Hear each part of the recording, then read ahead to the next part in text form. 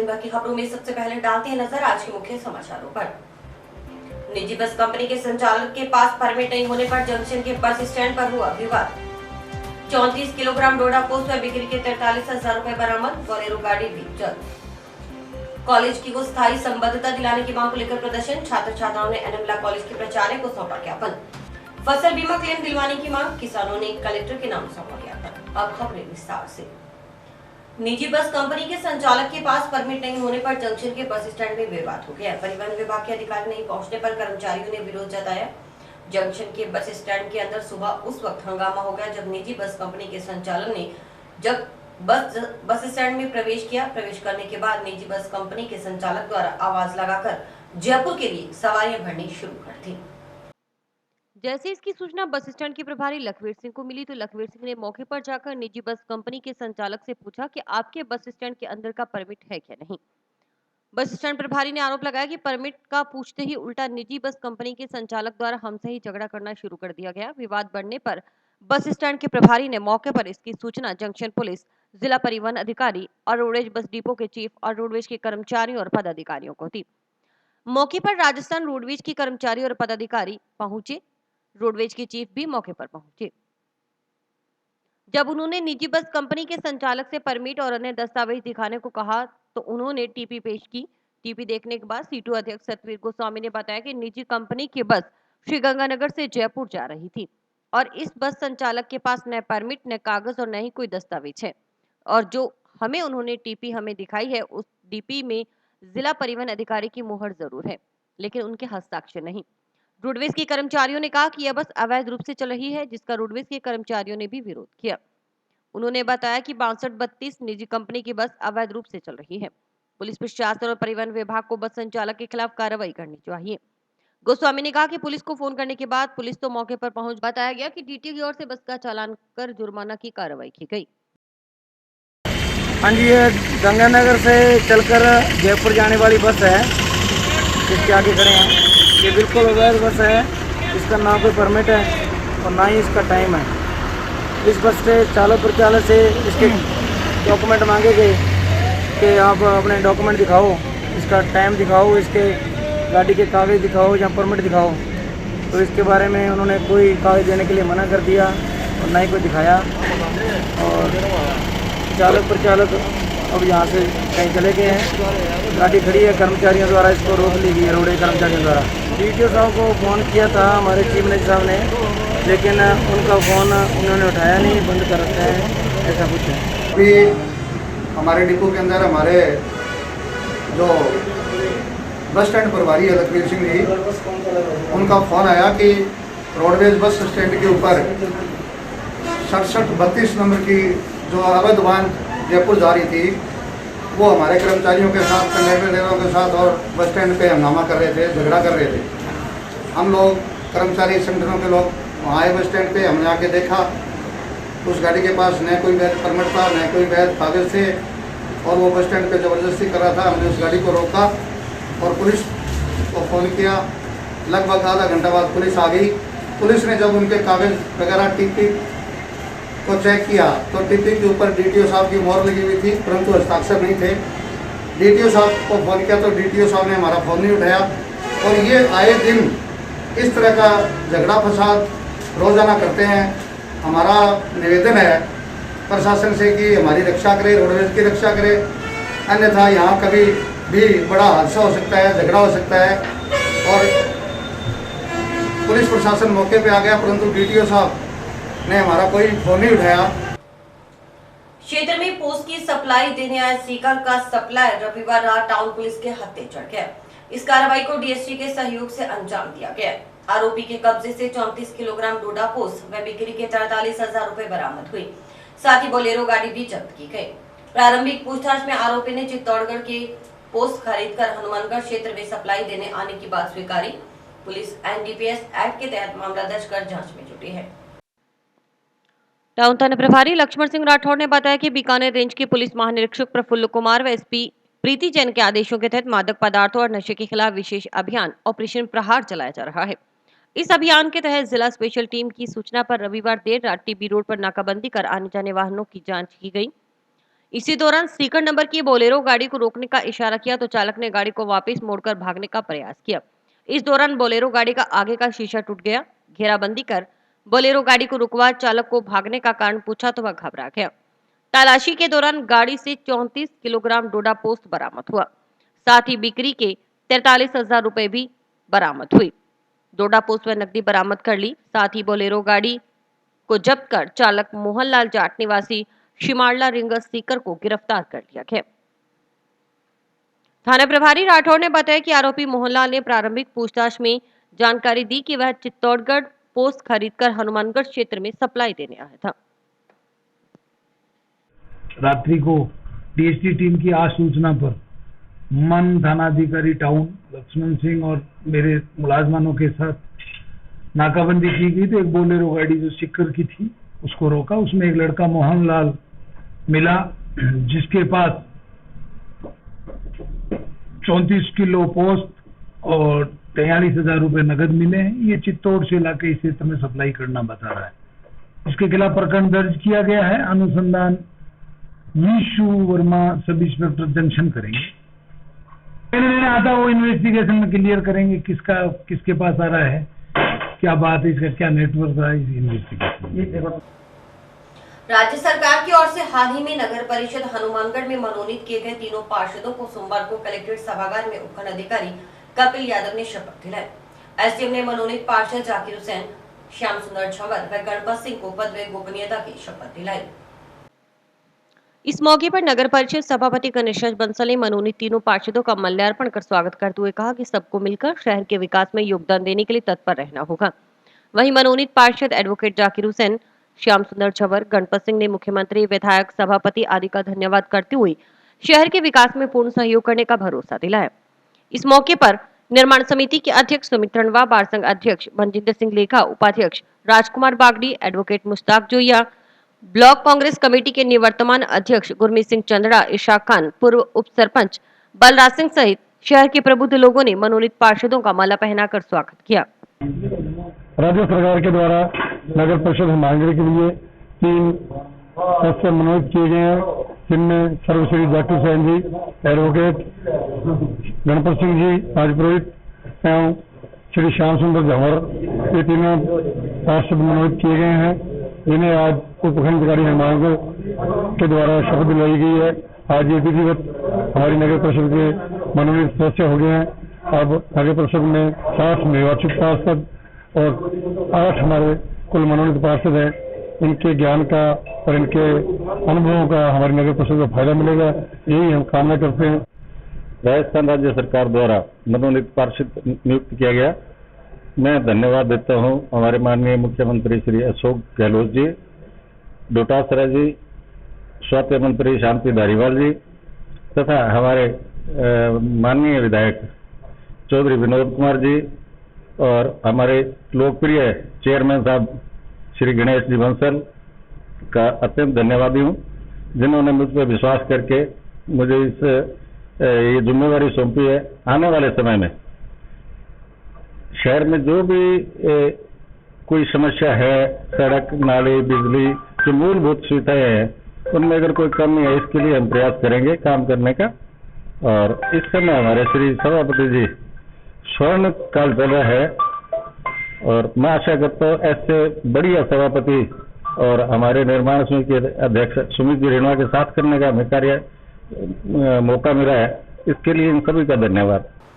स्थायी संबद्धता दिलाने की मांग को लेकर टाउन के नेहरू मेमोरियल विधि महाविद्यालय के छात्र छात्राओं ने सोमवार को कॉलेज परिसर में सांकेतिक धरना प्रदर्शन किया। मांग के संबंध में प्राचार्य को ज्ञापन भी सौंपा गया। इससे पहले छात्र छात्राएं पूर्व छात्र संघ अध्यक्ष सुनील चाहर के नेतृत्व में नारेबाजी करते हुए कॉलेज परिसर में पहुंचे और प्राचार्य कक्ष के पास नीचे बैठ गए। अपनी मांगों के समर्थन में कुछ देर नारेबाजी की। इसके बाद प्राचार्य को ज्ञापन सौंपा।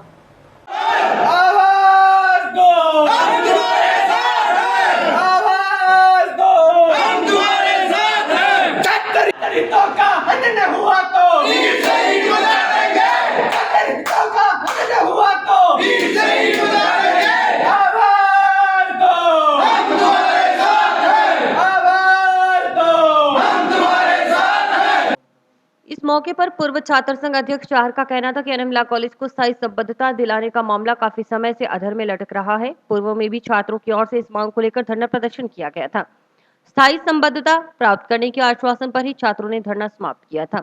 बताया गया कि राजस्थान के सभी कॉलेजों को भीमराव अंबेडकर यूनिवर्सिटी के अधीन कर दिया गया है, किंतु हनुमानगढ़ के नेहरू मेमोरियल विधि महाविद्यालय को इस यूनिवर्सिटी की ओर से स्थायी मान्यता देना तो दूर, अस्थायी मान्यता भी नहीं दी गई। यही कारण है कि यूनिवर्सिटी की ओर से जो परीक्षा फार्म भरवाने शुरू किए गए, वे फार्म उनके कॉलेज के छात्र छात्राएं नहीं भर पा रहे। ये फार्म भरने में मात्र 2 दिन शेष है। उन्होंने मांग की कि कॉलेज को जल्द से जल्द स्थायी संबद्धता दिलाई जाए ताकि छात्र छात्राओं के भविष्य के साथ कुठाराघात न हो। जैसा कि सर्वविदित है कि राजस्थान में लॉ की एक यूनिवर्सिटी कर दी है डॉक्टर भीमराव अंबेडकर यूनिवर्सिटी। इससे पहले हमारा कॉलेज महाराजा गंगा सिंह यूनिवर्सिटी के अधीन आता था। पहले हमारे कॉलेज को स्थायी मान्यता थी, उसके बाद में मान्यता को अस्थायी कर दिया गया। कुछ दिनों पहले हम आंदोलन करने बैठे कि कॉलेज को स्थायी मान्यता मिलनी चाहिए। हमें यह आश्वासन दिया गया कि कॉलेज की स्थायी मान्यता दिलाई जाएगी। अब जब डॉक्टर भीमराव अम्बेडकर यूनिवर्सिटी के अंतर्गत आ गया है कॉलेज, तो स्थायी मान्यता तो दूर की बात, अभी तक अस्थायी मान्यता नहीं मिली है। कॉलेज के परीक्षा फॉर्म चालू हो गए, 25 तारीख से 30 तारीख लास्ट है। आज 28 हो चुकी है, अब तक कुछ नहीं हुआ है। बड़े दुर्भाग्य का विषय है, जो कॉलेज उत्तर भारत का सबसे बड़ा कॉलेज है, उस कॉलेज का अभी तक एफिलिएशन नहीं हुआ। जो कॉलेज अभी बने उनका एफिलिएशन हो गया है। आज हम प्रचार मोदी से यह ज्ञापन देने आए हैं कि जल्द से जल्द हमारा ये एफिलिएशन किया जाए, क्योंकि 30 तारीख लास्ट है। उसके लिए बाद में हम जो भी करेंगे उसके लिए जिम्मेवारी कॉलेज प्रशासन होगा। 450 बच्चों का तो भविष्य भी अधर में है। लगभग 1200 बच्चे इस कॉलेज में शिक्षा ग्रहण करते हैं। उत्तर भारत का सबसे बड़ा कॉलेज है। आप उत्तर भारत के किसी भी क्षेत्र में चले जाइए, यहाँ से पढ़ा हुआ वकील आपको जरूर मिलेगा। आगे ये प्लानिंग का आज अभी प्रचार साहब कह रहे हैं, मैं 5-10 मिनट में बताता हूँ। ये जो बताएंगे उसके बाद हम तय करेंगे आगे क्या करना है। समस्त छात्रों से राय लेकर किया जाएगा। वहीं एनएम लॉ कॉलेज के प्राचार्य डॉक्टर सीताराम ने बताया कि किसी भी छात्र का अहित नहीं होने दिया जाएगा। इसके लिए उच्च अधिकारियों से वार्ता चल रही है। ये छात्रों ने ज्ञापन दिया है महाविद्यालय की नए विधि विश्वविद्यालय डॉक्टर भीमराव अंबेडकर विश्वविद्यालय की संबद्धता को लेकर के।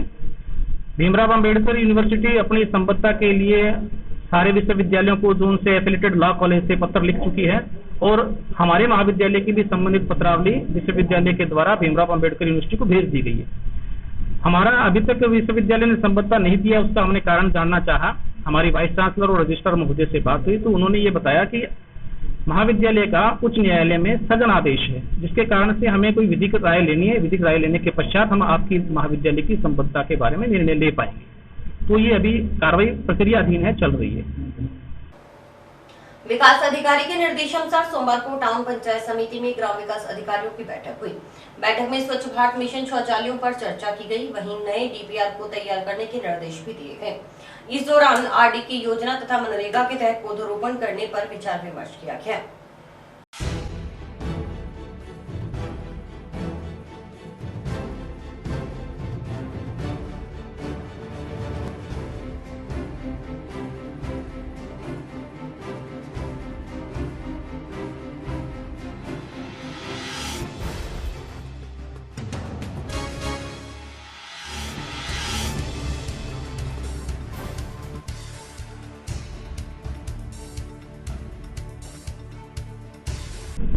विकास अधिकारी महोदय के निर्देशानुसार आज ग्राम विकास अधिकारियों की पाक्षिक बैठक बुलाई गई, जिसमें स्वच्छ भारत मिशन में स्वीकृत सामुदायिक शौचालयों पर चर्चा की गई और नए डीपीआर जो प्रस्तावित है उन डीपीआर को तैयार करने के निर्देश दिए गए। प्रधानमंत्री आवास योजना में जो काम पूर्ण हो चुके हैं उनकी किस्तें अप्लाई करने के निर्देश दिए गए और एसबीएम और प्रधानमंत्री के अलावा आरडी की जितनी योजनाएं उन पर चर्चा की गई और मनरेगा के अंदर कुपोषण वाटिका और पौधारोपण पर ध्यान आकर्षित किया गया और जल्द से जल्द इस महीने में पौधारोपण करने का अभियान शुरू करेंगे। फसल बीमा क्लेम दिलवाने और दोषियों के खिलाफ सख्त कार्रवाई करने की मांग को लेकर नोहर तहसील की ग्राम पंचायत ठंडेला के किसानों ने सोमवार को कलेक्टर के नाम प्रशासनिक अधिकारियों को ज्ञापन सौंपा।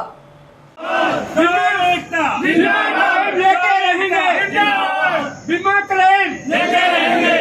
क्लेम जो मूंगफली का कब्जा किया है उसको वसूल कराएंगे। बीमा क्लेम लेके रहेंगे।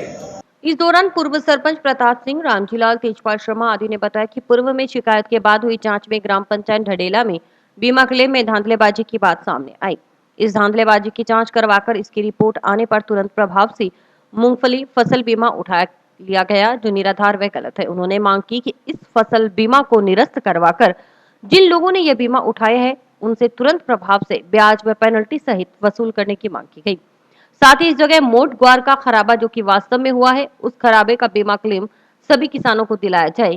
साथ ही गलत तरीके से बीमा उठाने वाले दोषियों के खिलाफ सख्त कानूनी कार्रवाई की मांग की गई।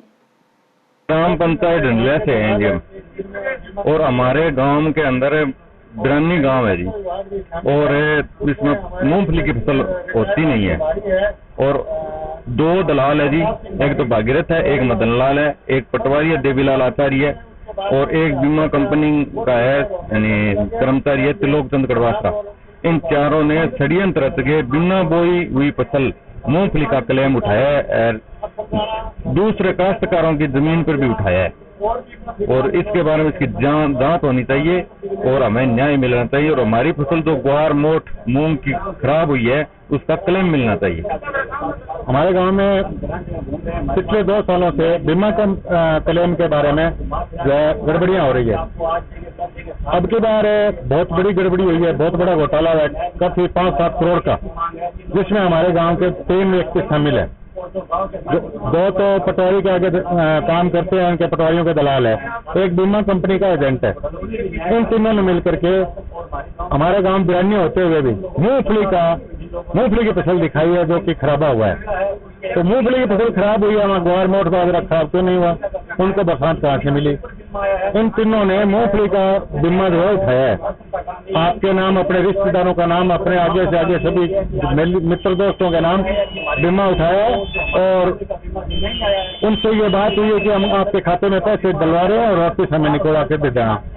तो करीबन 30-40 लाख इन्होंने उठा लिए, जो कि गांव में सिर्फ 63 आदमियों का बीमा आया है। बाकी इनके रिश्तेदारों के नाम और इनके ननिहाल के नाम, कोई बहनों के नाम, बहनोइयों के नाम, ऐसे इन्होंने खाते में डलवा दिया है, और वो पैसा इन्होंने उनसे लिया है। तो इसके बारे में हम कलेक्टर साहब के ज्ञापन दे के गए थे, पीछे एसडीएम साहब को दिया, उन्होंने जांच भी करवाई है, और अभी कलेक्टर साहब महोदय ने भी शायद जांच करवा ली होगी और पूरी हो गई होगी।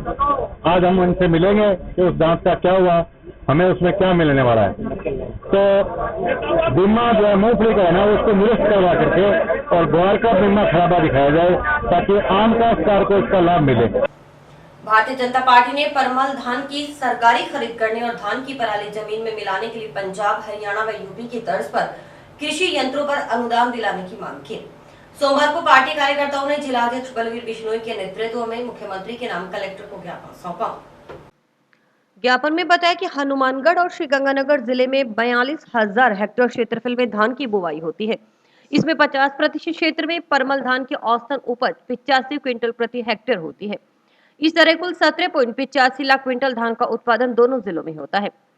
परमल धान को सरकारी रेट पर खरीदने का प्रावधान है। राज्य सरकार अनुशंसा कर दे तो केंद्र सरकार धान की खरीद शुरू कर दे। भाजपा जिलाध्यक्ष बिश्नोई ने कहा कि राज्य सरकार एक तरफ तो किसानों की हिमायत की बात कर रही है, तो दूसरी तरफ अनुशंसा नहीं करने पर किसानों की धान की खरीद नहीं हो पा रही। इसके कारण किसानों को मजबूरन निर्धारित 1600 रुपए पर अपनी उपज बेचनी पड़ती है। इस हिसाब से 281 रुपए प्रति क्विंटल के हिसाब से दोनों जिलों के किसानों को 51 करोड़ रुपए वर्ष आर्थिक नुकसान हो रहा है। इसलिए परमल धान की एमएसपी पर सरकारी खरीद सुनिश्चित की जाए। बिश्नोई ने धान की पराली जलाने के कारण हो रहे प्रदूषण को विकट समस्या बताते हुए कहा कि एनजीटी के निर्देशों की अनुपालना में जिला प्रशासन की ओर से पराली जलाने से रोकने के लिए किसानों पर जुर्माना लगाने के साथ साथ एफआईआर भी दर्ज करवाई जाती है। पराली को नहीं जलाने के लिए पराली की जुताई कर जमीन में मिलाना ही एकमात्र उपाय है, लेकिन इसके लिए आधुनिक कृषि यंत्रों जैसे super seeder, chopper, rotavator, SMS तथा बड़े ट्रैक्टर की जरूरत होती है। इन पर औसतन 12 लाख रुपए एक किसान को खर्च करने पड़ते हैं। उन्होंने बताया कि भारत सरकार की विशेष स्कीम के अंतर्गत इन कृषि यंत्रों पर पंजाब, हरियाणा, यूपी तथा एनसीआर दिल्ली के किसानों को 80% तक अनुदान दिया जा रहा है, लेकिन राजस्थान राज्य इस स्कीम में शामिल नहीं है। इस कारण किसानों को भारी कठिनाई का सामना करना पड़ रहा है।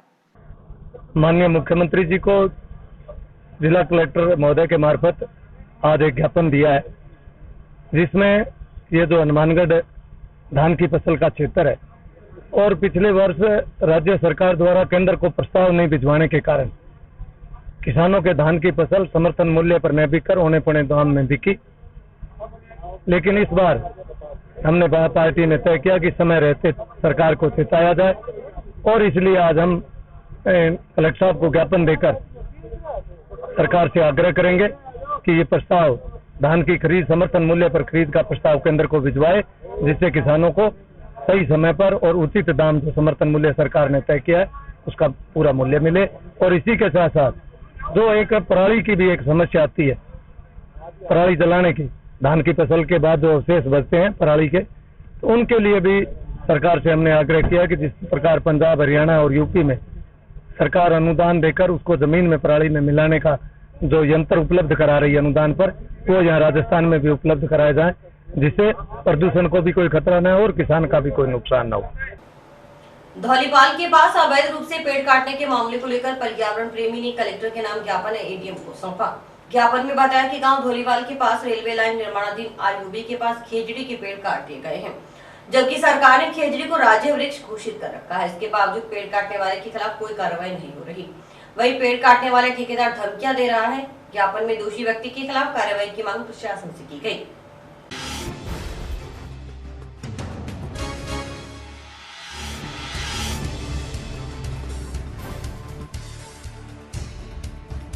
हरे वृक्ष काटे गए हैं, कुछ अन्य वृक्ष भी वहाँ पे काटे गए हैं और वहाँ पे जो लोग जेसीबी वाले काट रहे हैं वो उनको खुर्द करने की फिराक में भी हैं। और हमने जिला प्रशासन को इसका ज्ञापन दिया है कि अवैध रूप से जो खेजड़ी के पेड़ काटे गए हैं उनके खिलाफ कानून कार्रवाई की जाए और उनका जो जेसीबी वगैरह वो साधन है उनको जब्त किया जाए और जो अवैध रूप से वृक्ष काटने वालों के खिलाफ सख्त कानून कार्रवाई की जाए।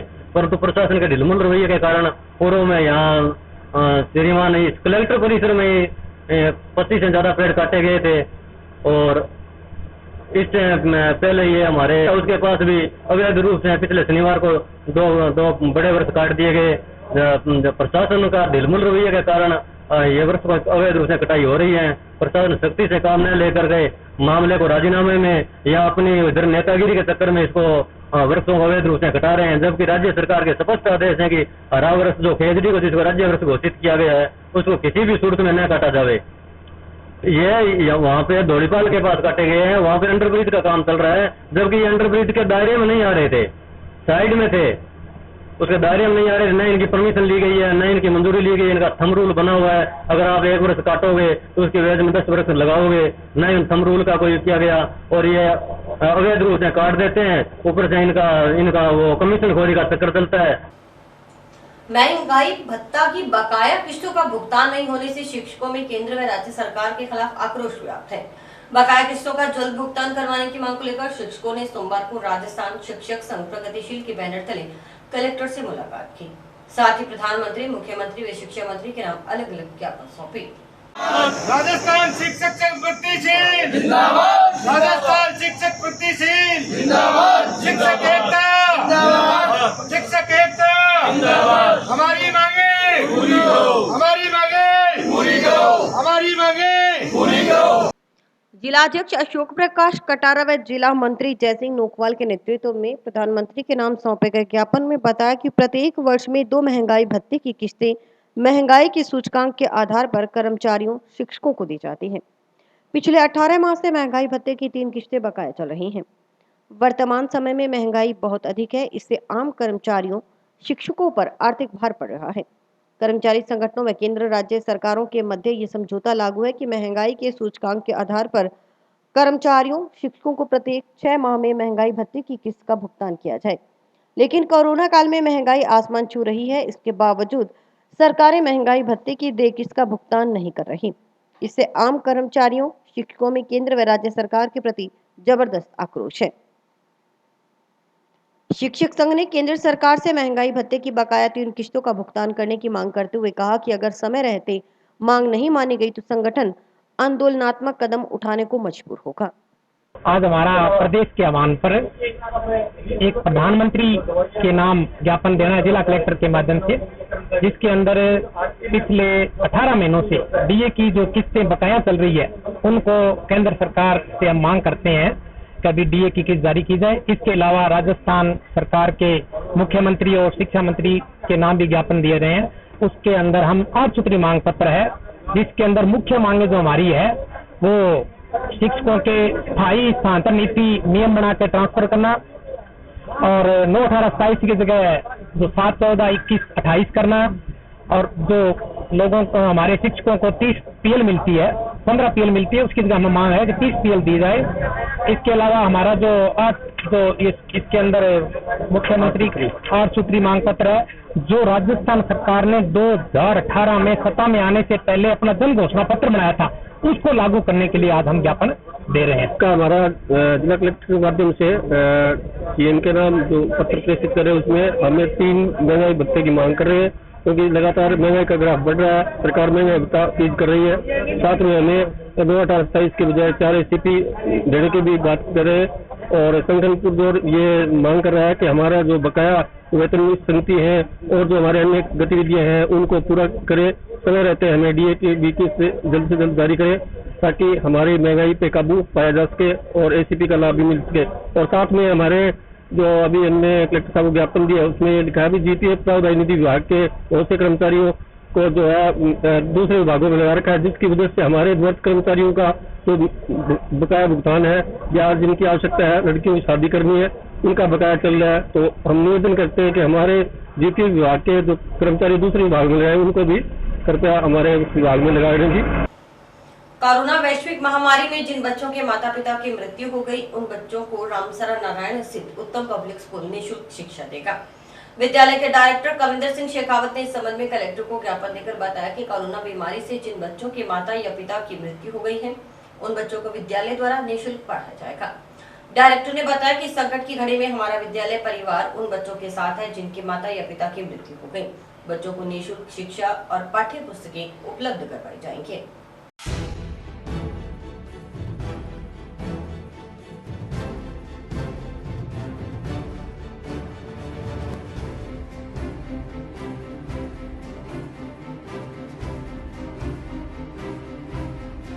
हम हनुमानगढ़ जिले में रामसरा नारायण 20 HMH में उत्तम पब्लिक स्कूल 2016 से संचालित है। उसका बतौर डायरेक्टर होने के नाते हमारी मैनेजमेंट कमेटी ने ये तय किया है कि जिन बच्चों के पेरेंट्स कोरोना के इससे एक्सपायर हो गए, उन बच्चों को निःशुल्क उत्तम पब्लिक स्कूल के अंदर पूरे जिले में कहीं से भी कोई बच्चा हो उसको निःशुल्क पढ़ाई कराई जाएगी।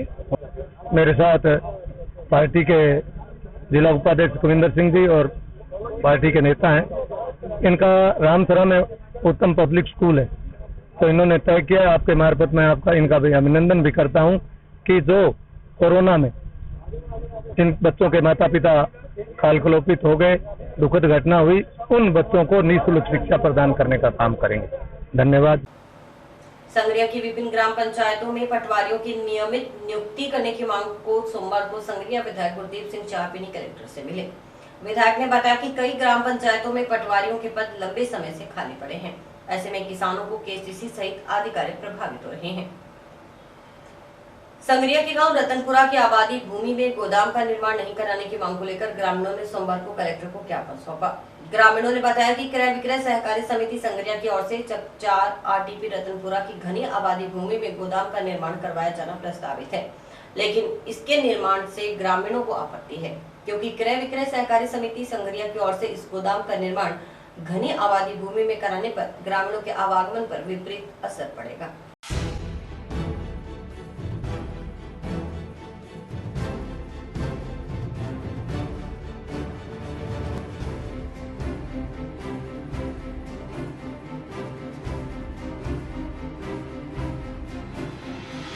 मैं एक समाज सेवक आदमी हूँ और मेरे गांव में एक आबादी भूमि में गोदाम का निर्माण कर रहे हैं क्रय विक्रय सहकारी समिति संगरिया से आके, जबकि संगरिया का यहाँ का गांव में कोई है नहीं, जबकि मेरे गांव में पहले एक सोसाइटी अवेलेबल उपलब्ध है और फिर भी जबरदस्ती वो निर्माण कर रहे हैं। उनको बार बार समझाया, फिर भी वो कहते हैं अगर तू हमारे बीच में आ गया तो तेरे पे राजकार्य में वादा का मुकदमा दर्ज करा देंगे।